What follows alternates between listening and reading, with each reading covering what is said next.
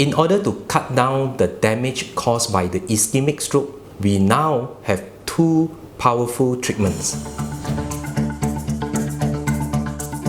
I'm Dr. Kok Chin Yong, Consultant Neurologist. I'm Dr. Rozman, Consultant Interventional Radiologist, Sunray Medical Center, Velocity.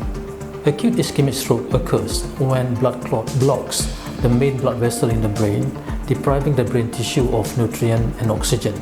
This can cause serious brain damage if it's not treated quickly.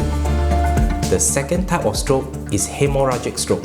This is due to the rupture of blood vessels in or around the brain.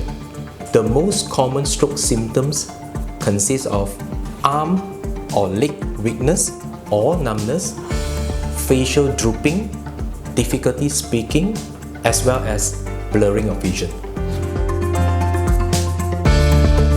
A is the thrombolysis and B is the thrombectomy. Thrombolysis is a treatment using injection of a medicine called altiplase or tenecteplase.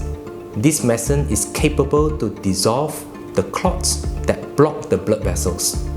Mechanical thrombectomy involves the use of a special device to retrieve the blood clot from the brain, thus restoring the flow to the brain. This procedure is minimally invasive. It can be done quickly. It can save brain tissue from being permanently damaged. The faster we do it, the better the chance for the person to recover fully. These two treatments can be given together or independently, depending on the stroke severity.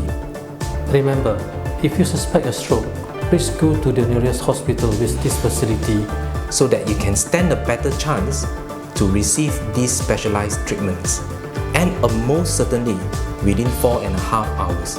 Thank you for watching. Take care.